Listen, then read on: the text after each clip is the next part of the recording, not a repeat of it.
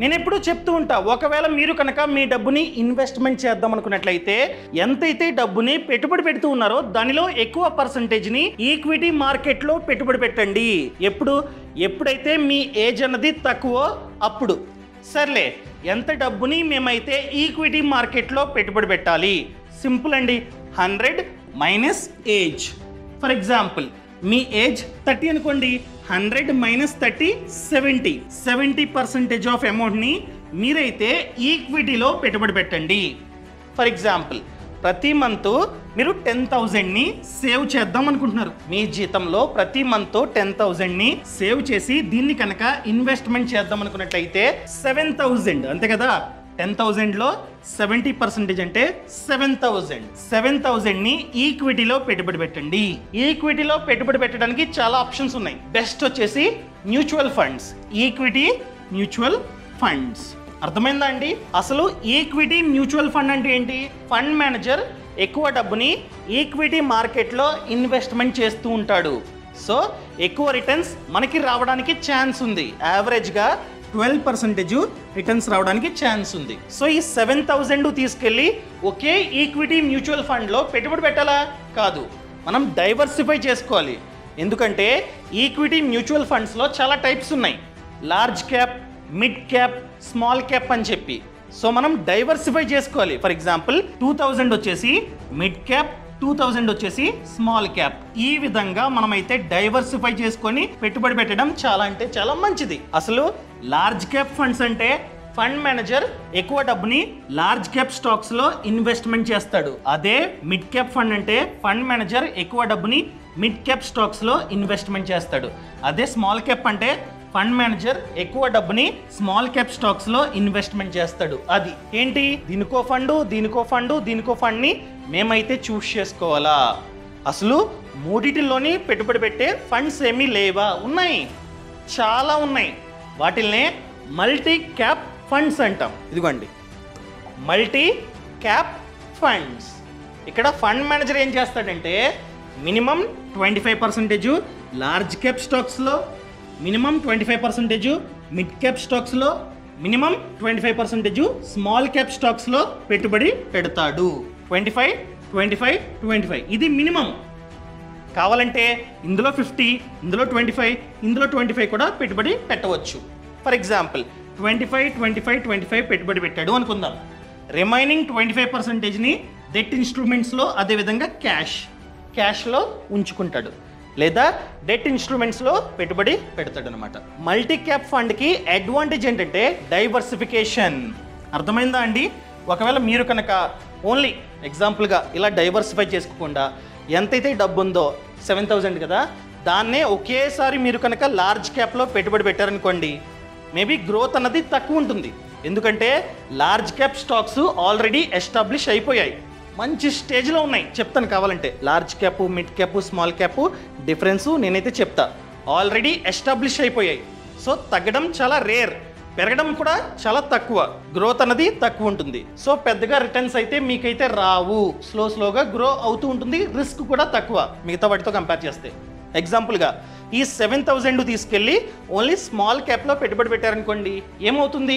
పెరిగితే మంచిగా రిటర్న్స్ అనేవి వస్తాయి, తగ్గితే అదే విధంగా మైనస్ రిటర్న్స్ కూడా రావచ్చు, ఏదైనా జరగవచ్చు. ఇదంతా వద్దండి. ఇందులో కొంచెం, ఇందులో కొంచెం, ఇందులో కొంచెం డైవర్సిఫై అవ్వాలి ఒకే ఫండ్. ఒకవేళ మీరు కనుక వీటిల్లో ఇలాగ డైవర్సిఫై చేసుకుందాం అనుకున్నట్లయితే ఇందులో 3 ఫండ్స్ మీరైతే చూస్ చేసుకొని వాటిలో ఇన్వెస్ట్మెంట్ చేయాలి. అదే మల్టీ క్యాప్ అనుకోండి, ఒకే ఫండ్ని మీరైతే చూస్ చేసుకుంటారు. కావాలంటే 7,000ని ఒకేసారి ఒకే ఫండ్లో పెట్టుబడి పెడతారు. ఇక్కడ ఫండ్ మేనేజరు మీ బదులు లార్జ్ క్యాప్లో కొంచెం, మిడ్ క్యాప్లో కొంచెం, స్మాల్ క్యాప్లో కొంచెం పెట్టుబడి పెడతాడు. సో మీకు డైవర్సిఫికేషన్ కూడా అవుతుంది. ఇగో invest across large cap, mid cap and small cap. Clear? దీన్ని మల్టీ క్యాప్ ఫండ్స్ అంటాం. సో అదేవిధంగా చాలాసార్లు వింటూ ఉంటాం ఫ్లెక్సీ క్యాప్ ఫండ్స్ అంటాం. అసలు మల్టీ క్యాప్ ఫండ్కి, ఫ్లెక్సీ క్యాప్ ఫండ్కి డిఫరెన్స్ ఏంటి? ఈ మల్టీ క్యాప్ ఫండ్లో మినిమం 25%, 25% ఈ విధంగా పెట్టుబడి పెట్టాలి, లేదా 50, 25 కూడా పెట్టుబడి పెట్టవచ్చు. కానీ ఫ్లెక్సీ క్యాప్ ఫండ్ కూడా సేమ్ ఇలాగే వర్క్ అవుతుంది. కానీ ఫ్లెక్సీ క్యాప్ ఫండ్లో లిమిట్ అంటూ లేదు. మినిమం 25% ఇందులో పెట్టాలి, 25 ఇందులో పెట్టాలి, 25 ఇందులో పెట్టాలన్న లిమిట్ అయితే లేదు. మల్టీ క్యాప్ ఫండ్లో అయితే లిమిట్ ఉంది. సో మూడిటిల్లోని మినిమం 25% పెట్టాల్సిందే. ఫ్లెక్సీ క్యాప్ అయితే అలా కాదు. మేబీ ఒక దాంట్లో 5, ఒక దాంట్లో 40, రిమైనింగ్ ఇంకో దాంట్లో అలా పెట్టుబడి పెడితే దాన్ని ఫ్లెక్సీ క్యాప్ ఫండ్ అంటాం. ఇందులో కూడా మూడిటిలోని డైవర్సిఫికేషన్ అవుతుంది. కానీ ఇలా రూల్స్ అయితే లేవు ఫ్లెక్సీ క్యాప్ ఫండ్కి. సో ఈ వీడియోలో అసలు మల్టీ క్యాప్ ఫండ్లో పెట్టుబడి పెట్టడం మంచిదా కాదా, ఎలా పెట్టుబడి పెట్టాలో చెప్తా. సో ఈ వీడియోని లాస్ట్ వరకు చూడండి. అంతేకాకుండా ఇంతవరకు ఈ ఛానల్ని సబ్స్క్రైబ్ చేసుకోకపోతే ఇప్పుడే సబ్స్క్రైబ్ చేసుకోండి. నేను మీ కౌశిక్ మరిడి. అసలు లార్జ్ క్యాప్ అంటే ఏంటి, మిడ్ క్యాప్ అంటే ఏంటి, స్మాల్ క్యాప్ అంటే ఏంటి, అది మీకు అర్థం కావాలి, అదే చెప్తా. సో స్టాక్ మార్కెట్లో మార్కెట్ క్యాప్ పరంగా టాప్ 100 కంపెనీస్ ని లార్జ్ క్యాప్ కంపెనీస్ అంటాం. సో ఫండ్ మేనేజర్ ఈ కంపెనీస్ లో పెట్టుబడి పెడితే దాన్ని లార్జ్ క్యాప్ ఫండ్ అంటాం. అర్థమైందా అండి? అసలు మార్కెట్ క్యాప్ అంటే ఏంటి? మార్కెట్ క్యాప్ పరంగా టాప్ 100 కంపెనీసా? అసలు మార్కెట్ క్యాప్ అంటే simple, total number of out standing shares into present share price. For example XYZ అనే కంపెనీ ఉంది. ఆ కంపెనీకి 1000 షేర్స్ అయితే ఉన్నాయి. ఇదిగోండి 1000 షేర్స్ అయితే ఉన్నాయి. అన్నీ కలిపి ప్రెసెంట్ షేర్ ధర 100. అలాంటప్పుడు 1000 ఇంటూ 100 1 lakh. సో ఈ 1 lakh market cap. So market cap పరంగా టాప్ 100 కంపెనీస్ని లార్జ్ క్యాప్ కంపెనీస్ అంటాం. అదే మిడ్ క్యాప్ అంటే మార్కెట్ క్యాప్ పరంగా top 101 to 250. Top 100 large cap, 100 తర్వాత నుండి 250 వరకు మార్కెట్ క్యాప్ పరంగా టాప్ కంపెనీస్ని మిడ్ క్యాప్ అంటాం. అదే స్మాల్ క్యాప్ అంటే 250 తర్వాత నుండి మిగతావన్నీ స్మాల్ క్యాపే. క్లియర్? ఫర్ ఎగ్జాంపుల్ ఒక కంపెనీ రీసెంట్గా లిస్ట్ అయింది, జస్ట్ మార్కెట్ క్యాప్ 100 కోట్లు, అది కూడా స్మాల్ క్యాపే. ఎందుకంటే 250 తర్వాతే అది ఉంటుంది పొజిషన్. టాప్ 251 తర్వాతే ఇవన్నీ ఉంటాయి. సో మిగతావన్నీ స్మాల్ క్యాప్సే. సో వీటిల్లో ఫండ్ మేనేజర్ పెట్టుబడి పెడుతూ ఉంటాడు. సో ఈ లార్జ్ క్యాప్ చూసుకున్నట్లయితే ఏమవుతుందంటే ఇవన్నీ పెద్ద పెద్ద కంపెనీస్. మీకు కావాలంటే ప్రాక్టికల్గా చూపిస్తాను ఆగండి. ఏమేం కంపెనీస్ టాప్ 100లో టాప్ 250 తర్వాత ఉన్నాయో. ఇదిగోండి ఫస్ట్ వన్ రిలయన్స్ ఇండస్ట్రీస్. ఎంత మార్కెట్ క్యాప్? 20 lakh crore, 20 లక్షల కోట్లు మార్కెట్ క్యాప్. ఇది ఇండియాలో టాప్ 1. సెకండ్ వన్ TCS, ఎంత? 13 lakh crore. And third one HDFC, ఎంత? 11 lakh crore. ఇవన్నీ లార్జ్ క్యాప్. ఎంతవరకు? 100 వరకు. మనం చూద్దాం. 25 కదా, ఇదిగోండి 100 ఇక్కడ వరకు. ఇవన్నీ లార్జ్ క్యాప్ స్టాక్స్. వీటిల్లో ఫండ్ మేనేజర్ ఎక్కువ డబ్బుని పెట్టుబడి పెడితే అది లార్జ్ క్యాప్ ఫండ్. ఇంకా తర్వాత నుండి ఇదిగోండి 101, ఇక్కడ నుంచి మిడ్ క్యాప్. ఎంతవరకు? 250 వరకు. చూద్దామా? ఇవన్నీ మిడ్ క్యాప్ స్టాక్స్ అనమాట. 250 కదా, ఇదిగోండి 250. ఏది? ఇక్కడ వరకు మిడ్ క్యాప్. తర్వాత నుండి స్మాల్ క్యాప్. ఇలా స్మాల్ క్యాప్ చెప్పుకుంటూ పోతే ఎన్నో ఉన్నాయి. స్టాక్ మార్కెట్లో ఎన్నైతే కంపెనీస్ లిస్ట్ అయ్యాయో అన్నీ స్మాల్ క్యాపే అంటిల్ అది 250 తర్వాత ఉంటాయి. అర్థమైందండి? ఇవన్నీ స్మాల్ క్యాప్. ఇక్కడ లార్జ్ క్యాప్కి, మిడ్ క్యాప్కి, స్మాల్ క్యాప్కి కొంచెం డిఫరెన్స్ ఉంది. ఏంటి? లార్జ్ క్యాప్ కంపెనీస్ పెద్ద కంపెనీస్, రిలయన్స్, TCS అవి ఆల్రెడీ ఎంత పెరగాలో అంత పెరిగాయి, ఎస్టాబ్లిష్ అయిపోయాయి. సో గ్రోత్ అన్నది తక్కువ ఉంటుంది. ఎందుకంటే అవి ఆల్రెడీ పెద్ద కంపెనీస్. సో గ్రోత్ అయినా కూడా తక్కువ అవుతూ ఉంటుంది. అదేవిధంగా డౌన్ఫాల్ అవడానికి ఛాన్సెస్ చాలా తక్కువ. ఎందుకంటే బేస్మెంటు స్ట్రాంగ్గా ఉంది.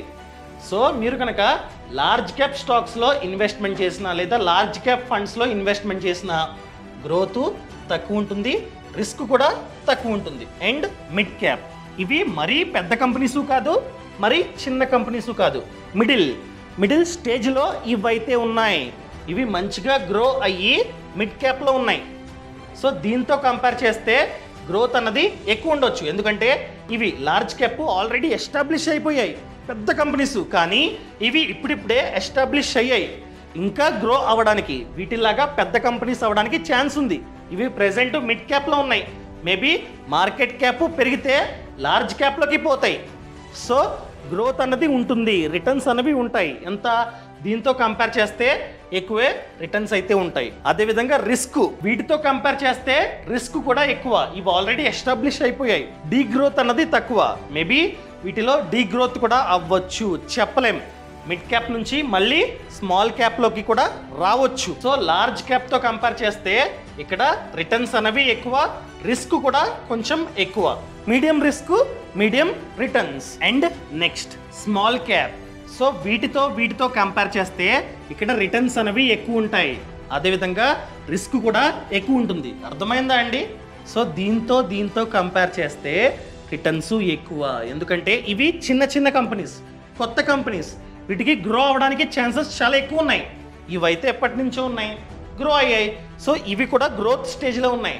సో మనం కనుక సరైన కంపెనీస్ని చూస్ చేసుకున్నట్లయితే వీటితో కంపేర్ చేస్తే ఎక్కువ గ్రోత్ అన్నది ఉంటుంది. సో స్మాల్ క్యాప్ కంపెనీ ఫ్యూచర్లో గ్రో అయితే మిడ్ క్యాప్ అవ్వచ్చు, మిడ్ క్యాప్ నుంచి లార్జ్ క్యాప్ అవ్వచ్చు. అర్థమైందా అండి? అంత గ్రోత్ అయితే ఉంటుంది, కానీ రిస్క్ కూడా ఎక్కువ ఉంటుంది. దీంతో కంపేర్ చేస్తే వీటిల్లోనే రిస్క్ అన్నది ఎక్కువ ఉంటుంది. ఎందుకు? ఇవన్నీ చిన్న కంపెనీస్. మన ఇండియాలో ఎక్కువ ఫెయిల్ అయ్యేవి చిన్న కంపెనీసే. అర్థమైందా అండి? సో ఇక్కడ రిస్క్ కూడా ఎక్కువ. ఒకవేళ మీకు మంచి రిటర్న్స్ కావాలి, పెద్దగా రిస్క్ వద్దు అనుకున్నట్లయితే లార్జ్ క్యాప్. నాకు రిస్క్ పర్లేదు, రిటర్న్స్ లార్జ్ క్యాప్ కన్నా ఎక్కువ కావాలి అనుకున్నట్లయితే మిడ్ క్యాప్. నేను ఎక్కువ రిస్క్ తీసుకుంటా, returns large cap mid cap కన్నా ఎక్కువ కావాలి అనుకున్నట్లయితే స్మాల్ క్యాప్. ఇదంతా కాదండి, ఈ 3 కాంబినేషన్లో నాకు ఫండ్స్ కావాలి అనుకున్నట్లయితే మల్టీ క్యాప్ ఫండ్స్. అర్థమైందా? బాగానే చెప్తున్నారు. మ్యూచువల్ ఫండ్ అంటారు, లార్జ్ క్యాప్ అంటారు, మిడ్ క్యాప్ అంటారు. ఏ విధంగా మేమైతే పెట్టుబడి పెట్టాలి? సింపుల్, మీ ఇష్టం అండి. చాలా యాప్స్ వచ్చేసాయి. ఎగ్జాంపుల్గా grow, Paytm money, up stock, etcetera. ఆ యాప్స్ ద్వారా మీరైతే డైరెక్ట్గా ఇన్వెస్ట్మెంట్ చేసుకోవచ్చు మల్టీ క్యాప్ ఫండ్స్లో. ఎలా అంటే సింపుల్గా యాప్ ఓపెన్ చేసి సర్చ్లోకి వెళ్ళి మీరైతే మల్టీ క్యాప్ ఫండ్స్ అని చెప్పి కొట్టండి. చాలా ఫండ్స్ మనకైతే కనిపిస్తాయి, ఎందుకంటే డిఫరెంట్ ఎయిమ్స్కి సంబంధించిన ఫండ్స్ ఉంటాయి. సో నచ్చిన ఎయిమ్స్ వద్ద A to Z చెక్ చేసుకొని మీరైతే ఇన్వెస్ట్మెంట్ చేసుకోండి. ఇలాంటి ఇండెక్స్ ఉంటే, బెంచ్ మార్క్ ఉంటే బెటర్. అర్థమైందండి? సో మీరైతే ఇన్వెస్ట్మెంట్ చేసుకోవచ్చు. లేదా నేను డైరెక్ట్గా ఇన్వెస్ట్మెంట్ చేస్తాను అనుకున్నట్లయితే AMC, అసెట్ మేనేజ్మెంట్ కంపెనీ, ఆ కంపెనీ వెబ్సైట్లోకి వెళ్ళి మీరైతే చేసుకోవచ్చు. అది కూడా అదేవిధంగా మీరు కనుక స్టాక్ మార్కెట్ గురించి A to Z నేర్చుకుందాం అనుకున్నట్లయితే ఫ్రీడమ్ యాప్ అండి. ఫ్రీడమ్ యాప్లో చూసుకున్నట్లయితే 1000 కంటే ఎక్కువే కోర్సెస్ ఉన్నాయి about business, finance and farming. మీకు కావాలంటే ప్రాక్టికల్గా వెబ్సైట్ ఓపెన్ చేసి చూపిస్తా, చూడండి. So freedom app. సో ఇదన్నమాట యాప్. ఇందులో చూసుకున్నట్లయితే ఫార్మింగ్, బిజినెస్ అండ్ ఫినాన్స్ మీద కోర్సులు ఉన్నాయి. ఫర్ ఎగ్జాంపుల్ ఫినాన్స్, మీరు ఎగ్జాంపుల్గా స్టాక్ మార్కెట్ గురించి నేర్చుకుందాం అనుకుంటున్నారు, ఇన్వెస్ట్మెంటు. సో ఇదండి, ఇవన్నీ కోర్సులే. ఇంకా stock market, mutual funds, government schemes, A to Z మీరైతే ఇక్కడే చూసి నేర్చుకోవచ్చు. ఐపీఓ మీద కూడా కోర్స్ అయితే ఉందన్నమాట. అర్థమైందా అండి? సో ఇప్పుడే ఫ్రీడమ్ యాప్ని డౌన్లోడ్ చేసుకోండి. యాప్ లింక్ అనేది కింద డిస్క్రిప్షన్లో, అదేవిధంగా పక్కన కామెంట్స్లో ఉంది. అదేవిధంగా మీరు బిజినెస్ గురించి నేర్చుకుందాం అనుకుంటున్నారు అనుకోండి, ఎవరైతే ఆ బిజినెస్లో సక్సెస్ అయ్యారో వాళ్ళు మీకు ఎక్స్ప్లెయిన్ చేస్తారనమాట. ఎగ్జాంపుల్గా బేకరీ, మీరు ఒక స్వీట్ షాప్ని పెడదాం అనుకుంటున్నారు. సో వీళ్ళందరూ ఆల్రెడీ పెట్టి మంచిగా లాభాలు సంపాదిస్తూ ఉన్నారనమాట. సో ఇవన్నీ కోర్సులు వాళ్ళే నేర్పిస్తారు. ఎవరైతే సక్సెస్ అయ్యారో వాళ్ళు మనకి A to Z నేర్పిస్తారు. అదేవిధంగా ఫార్మింగ్. సో ఫార్మింగ్ చూసుకున్నట్లయితే ఎగ్జాంపుల్గా మీరు డైరీ ఫార్మింగ్ని స్టార్ట్ చేద్దాం అనుకుంటున్నారు. ఎవరైతే డైరీ ఫార్మింగ్లో సక్సెస్ అయ్యారో వాళ్ళు మీకు A to Z నేర్పిస్తారనమాట. వీళ్ళందరూ మెంటర్స్, వీళ్ళు మీకు A to Z నేర్పిస్తారు. సో కోర్స్ కూడా ఇక్కడే ఉంది. ఇలా మీరైతే తీసుకోవచ్చు కోర్సెస్. అది కూడా 1799 ఈ విధంగా ఉంటుందన్నమాట. అర్థమైందా అండి? సో ఇప్పుడే ఫ్రీడమ్ యాప్ని డౌన్లోడ్ చేసుకోండి. యాప్ లింక్ అన్నది కింద డిస్క్రిప్షన్లో ఉంది. సో ఫ్రీడమ్ యాప్ లింక్ అన్నది కింద డిస్క్రిప్షన్లో, అదేవిధంగా పక్కన కామెంట్స్లో ఉంది. ఇప్పుడే డౌన్లోడ్ చేసుకోండి. Thank you so much. Thanks for watching. జై హింద్.